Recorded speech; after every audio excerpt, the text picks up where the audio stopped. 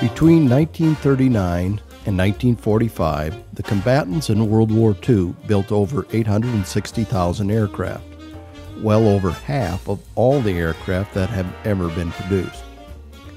About 70% of those produced were combat aircraft, such as fighters and bombers.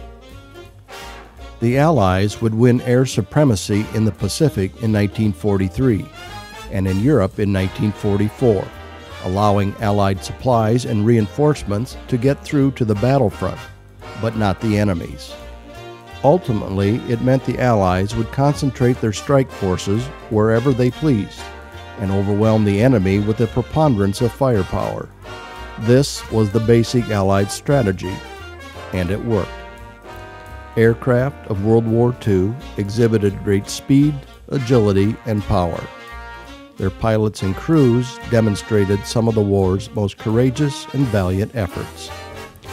It's no wonder that a young boy with a penchant for drawing, who inherited his father's interest for World War II aircraft and crews, would begin a lifelong journey of aviation artistry that would not only teach him about history, but more importantly, how to be a better man, a father, and citizen.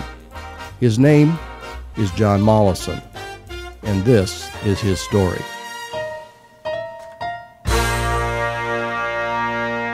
I literally can't describe it because it's not about just simply sitting down and talking to an old guy and drawing his airplane. It's about understanding American history, it's about understanding culture, it's about understanding myself.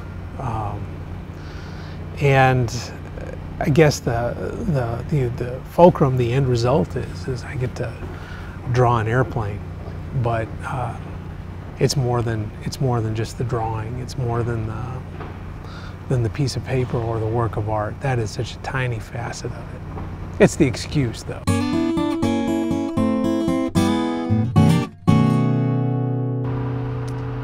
My mom, she was a stay-at-home mom, and she had this little boy, and to keep me occupied, she, kind of dumped the crayons out on the table, and she'd get a box and some instructions, and she'd say, "Okay, draw the next thing."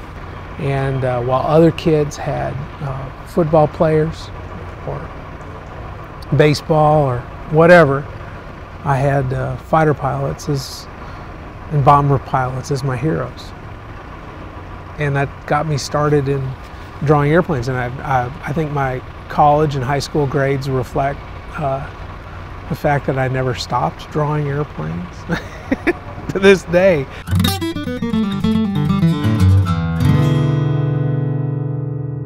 It's hard to describe, but I became probably, little doodles and things like that. It's my way of thinking. I think I probably, the fact that I still today am in business or something will continue to doodle. I don't know, maybe some shrink could say I'm trying to connect to the heroic, or I'm trying to find leadership and inspiration subconsciously. I don't know.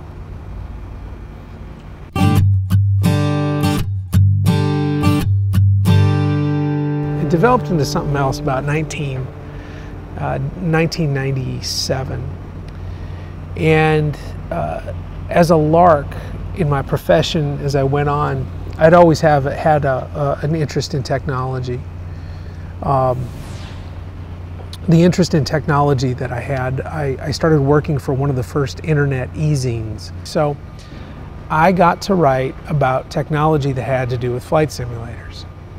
One day, I got a call from my step-grandfather who asked me, he says, you want to play hooky today? And he said, I'll tell you why. I got an old friend in my house. You got to meet him. His name is Morris Jeppson. And Morris Jeppson was one of the men on the Enola Gay, the B-29 that dropped the bomb on Hiroshima in August of 1945. I went out to visit him, and while we were talking, it occurred to me, I need to interview this guy. So I had my paper out and I started interviewing him and asking him all kinds of questions. Well, when I got home, on my way home from meeting Morris, I talked to my editor, And I said, look, I got this story. I spent the afternoon, it was a big part of the day, with the guy who built the fusing mechanism for the atomic bomb. Let's publish the story. So we did. And my readership went crazy.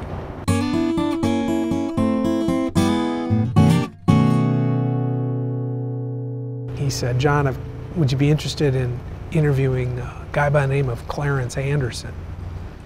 Well, I knew who Clarence Anderson was because as a little boy, I drew his P-51 Mustang, and I read about his stories, and I read about his combat. He was a triple ace, and he flew a very distinctive P-51 that had Old Crow written on the nose, and it was like, the Clarence Anderson, they call him Bud. And my editor said, yeah, that's the guy. And here's his phone number. And I called Bud up and interviewed him for the magazine. And just as a lark, I said, look, can I draw your airplane? And I'll make 4 or 5 copies and I'll send them to you. Would you sign them and give them back to me? Because I, other history buff friends. Interest in World War II is pretty common, at any rate. Well, I sent out the drawings, and Bud sent them back, autographed, but it was missing one. And there's a little note on it that I kept that said, John, you did a pretty good job. I think it was a pretty good job drawing my airplane. Hope you don't mind that I kept one. Gosh, I can't believe it. Here's a guy I read about as a kid, keeping one of my drawings. I did a terrible job. It was awful. I can't even look at it, but I still have that. Anyway, still have the first drawing I did.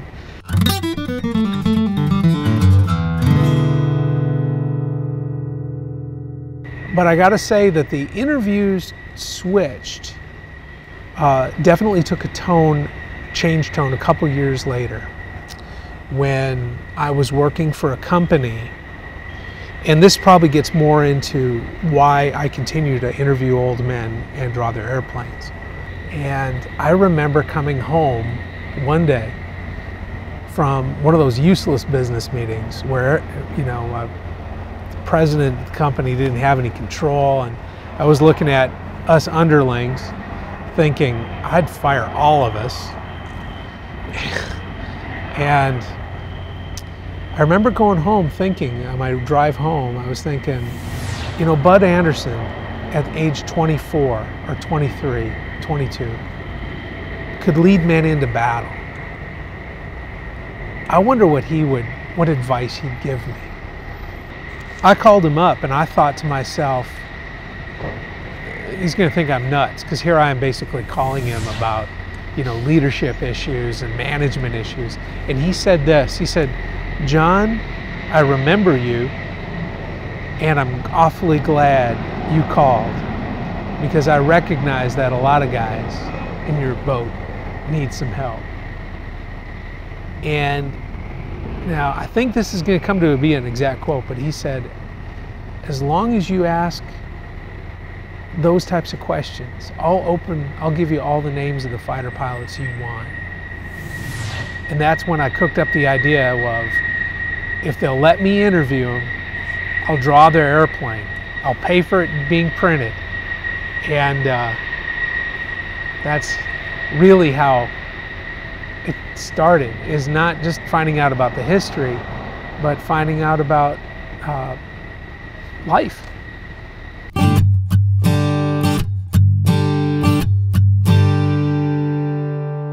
So when you ask the question, what do? I say, well, I interview old guys and draw their airplanes, but it's bigger than that. It's about learning about America. It's about learning about life. It's learning about aging. It's learning about, it's about getting good advice. It's about getting good coaching. It's about self-improvement. It's about trial. It's about success. I'm not in it just for the there I was at 30,000 feet, and, shooting things down. That's teeny. When you're talking to somebody who's twice your age and combat has been just a part of their experience, you learn a lot. I think the things that are in common with any of the pilots that have truly impacted me personally, and there are a lot of them. They have an intense desire to see other people succeed, and they want that, and it's authentic and true.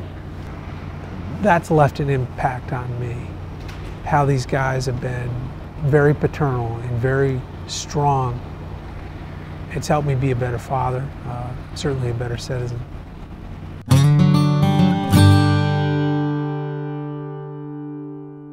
You know what? Every American is a keeper and manager of their legacy. And I'm one of them. I maybe get to do it a little differently, and I got this great point of entry in that I can draw World War II airplanes, and people have an interest in that. But history is, we all are a collective. We all have an impact. We are all keepers of the legacy. And I think America is going to be great when we preach that, when we teach that. I know that when I talk to pilots from World War II, they talk about growing up as a kid. They had that virtue instilled into them, that they're a part of America. They're a part of a wonderful, wonderful place to live, and they got to do their part.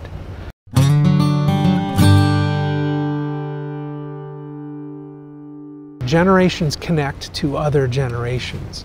And I think when I draw my airplanes, I know I'm cognizant of that fact, that I'm recording a moment in time in 1943. But I'm also writing about the guy who flew that airplane, and his children, and his wife, and his grandchildren, and how they're all connected. Because that B-17 or that P-51 or that Kingfisher is not only connected to that thing, you know, aerodynamically, but it's a story. It's a story of America. It's a story of the lives that make up our country and why we do the things that we do and how we lead and move forward. The obligation I've got is to do more than just record history. I've got to inspire.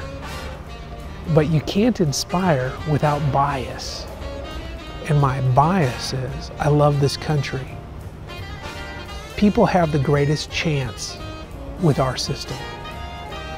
And if I can be a part of that and inspire people to continue that, because I draw World War II airplanes and interview old guys, I've done my job.